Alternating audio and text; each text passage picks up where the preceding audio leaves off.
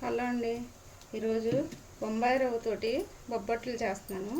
బొంబాయి రవ్వ ఇప్పుడు మనం ఒక గ్లాసు బొంబాయి రవ్వ తీసుకొని కొంచెం నెయ్యి పోసుకొని చక్కగా పిసికేసి పక్కన పెట్టుకోవాలి. పెట్టుకున్న తర్వాత ఒక గంట తర్వాత నానాక మనం ఇలా ఉండలా చేసుకొని దీంట్లోకి ఏం చేశానంటే క్యారెట్, బాదం పప్పు, జీడిపప్పు మిక్సీ పెట్టేసి దాంట్లో కొంచెం పంచదార వేసి మిక్సీ పెట్టేసి హల్వాలా చేసేసాను.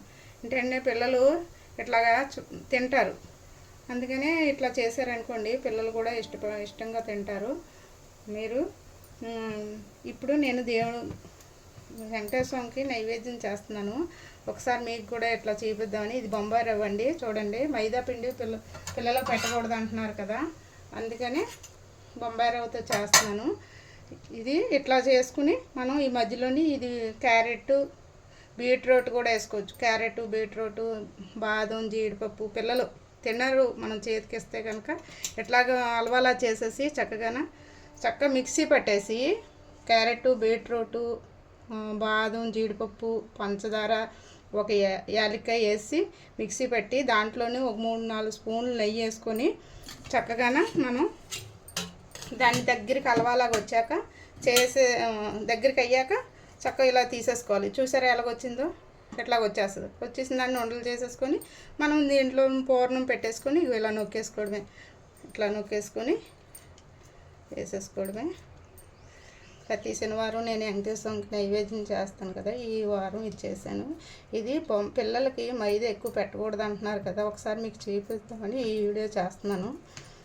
ఇట్లా ట్రై చేసి పిల్లలకి అంత ఆరోగ్యమైన ఫుడ్డు, దీంట్లో నెయ్యి అన్నీ ఉంటాయి కనుక మనం ఇట్లా నెయ్యి కద్దుకొని ఇట్లా చేసుకొని మనం కేక్ మీద వేసేసుకోవడమే.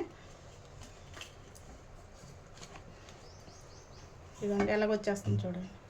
ఇట్లా వేసుకోవడం, చక్కగా కాల్ చేసుకోవడం.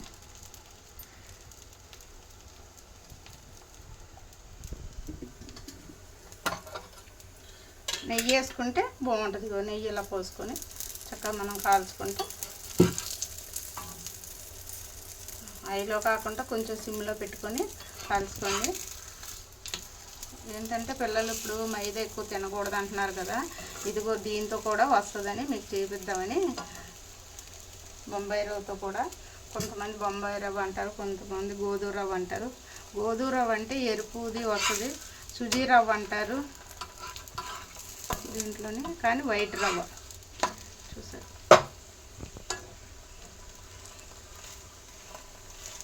ఇట్లా మనం కొంచెం ఇట్లా తిప్పుకొని కాల్చుకుంటే, నెయ్యి ఎక్కువ కావాలంటే ఎక్కువ వేసుకోవచ్చు, తక్కువ కావాలంటే తక్కువ వేసుకోవచ్చు, అది మీ ఇష్టం. పిల్లలకి పెట్టేదైతే నెయ్యి కొంచెం ఎక్స్ట్రా వేయడం మంచిదండి. పిల్లలు మంచి గట్టి హెల్త్ ఫుడ్ కదా, గ్లోగా కూడా ఉంటారు పిల్లలు ఇది పెట్టడంలోనే. చూసారు ఎలా పొంగుతుందో? అయిపోయింది. ఇదిగోండి, నేను శనివారం వెంకటేశ్వర స్వామికి పెడతాను, నైవేద్యం పెడతాను కదా, ఈ వారం ఇది పెట్టాను. చూసారు ఎంత బాగా వచ్చాయో బొబ్బట్లు.